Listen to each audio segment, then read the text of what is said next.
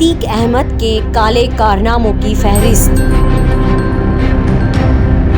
उत्तर प्रदेश में क्राइम की दुनिया का बेताज बादशाह अतीक अहमद, ये वो नाम है जिसके खिलाफ कोई भी जज केस नहीं लड़ना चाहता था।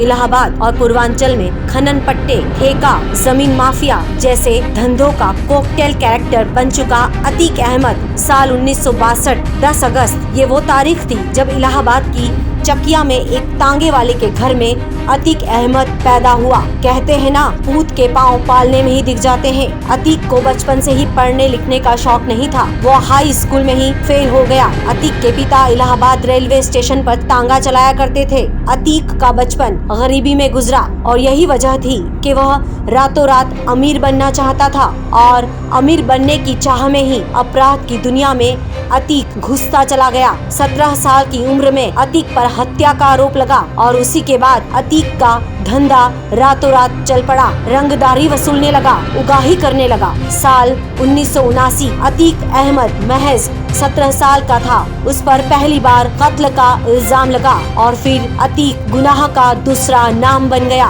और उसकी जिंदगी के पन्ने साल दर साल अपराधों से भरते गए। ऐसा माना जाता है कि इलाहाबाद की गलियों में कभी चांद बाबा का खौफ हुआ करता था, जिससे वहाँ की पुलिस भी डरती थी। उस वक्त अतीक की उम्र 22 साल हुआ करती थी। पुलिस चांद बाबा के खौफ को खत्म करना चाहती थी, इसलिए पुलिस वालों और सियासतदारों ने अतीक को श्रेय देकर आगे बढ़ाया। 1986 में अतीक गैंग खूंखार हो चुका था। अतीक अहमद ने धीरे धीरे चांद बाबा की गैंग को खत्म कर दिया। 1987 तक अतीक अहमद जुर्म की दुनिया का बेताज बादशाह बन गया और वह समझ गया कि अगर उसे अपनी बादशाहत को कायम रखना है तो उसे सियासत में जाना होगा। और तभी 1989 में अतीक ने इलाहाबाद की पश्चिमी सीट से निर्दलीय विधानसभा चुनाव लड़ा और विधायक बन गया। अतीक अहमद 1991 1993 में इलाहाबाद पश्चिम सीट से विधानसभा चुनाव जीता। 1992 तक जब पुलिस वालों ने अतीक का कच्चा चिट्ठा खोला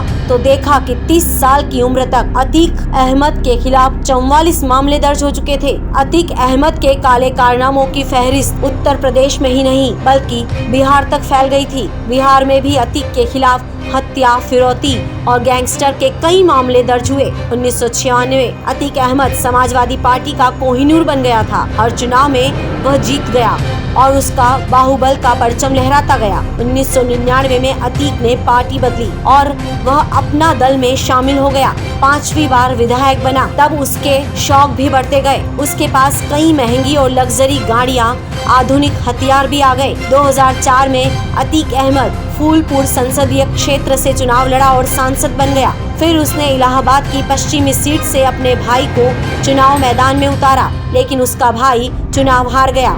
समाजवादी पार्टी के राजपाल 4000 वोटों से जीते थे। अतीक अहमद का दाहिना हाथ माने जाते थे, लेकिन अतीक अपने भाई की हार से इतना बौखला गया कि उसने 25 जनवरी 2005 को समाजवादी पार्टी के राजू पाल 4000 वोटों से जीते थे।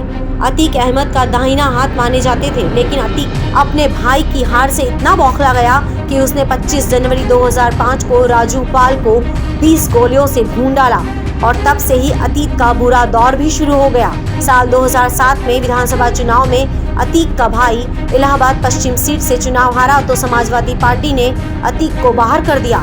उस वक्त मायावती की सरकार थी। तब मायावती ने ऑपरेशन अतीक शुरू किया। अतीक के गैंग के 227 लोगों की एक लिस्ट तैयार की गई। सबको चुन चुन कर पकड़ा जाने लगा। 1986 से साल 2007 तक 1 दर्जन से भी ज्यादा अतीक अहमद पर मुकदमे दर्ज हो चुके थे। अतीक पर 20,000 का इनाम घोषित किया गया। उसके करोड़ों की संपत्ति को सील कर दिया गया। सांसद रहते हुए अतीक के खिलाफ पूरे देश में लुकआउट नोटिस जारी हुआ। अतीक दिल्ली से गिरफ्तार हुआ और उसे जेल में डाल दिया गया। साल 2012 में इलाहाबाद हाई कोर्ट में उसने बेल की अर्जी डाली। अपना दल से चुनाव लड़ने की तैयारी की। अतीक की बेल पर 10 जजों ने मामला सुनाने से इनकार कर दिया, लेकिन 11वें जज तैयार हुए और अतीक को जमानत दे दी गई। अतीक अहमद इलाहाबाद की पश्चिम सीट से पूजा पाल के खिलाफ मैदान में उतरा, लेकिन चुनाव हार गया। 2016 में अतीक अहमद को कानपुर कैंट से उतारा गया। 14 दिसंबर साल 2016 को अतीक और उसके गैंग के गुंडों ने इलाहाबाद कॉलेज में तोड़फोड़ की और उस पर मारपीट का मामला दर्ज हुआ। साल 2017 में योगी सरकार आई और उसने अतीक के खिलाफ कई मामलों की जांच सीबीआई को दे दी। साल 2017 में इलाहाबाद हाई कोर्ट ने उसकी जमानत पर याचिका रद्द कर दी और तब से ही अतीक अहमद का बुरा वक्त शुरू हो गया। अतीक की करोड़ों की संपत्ति को खाक कर दिया गया।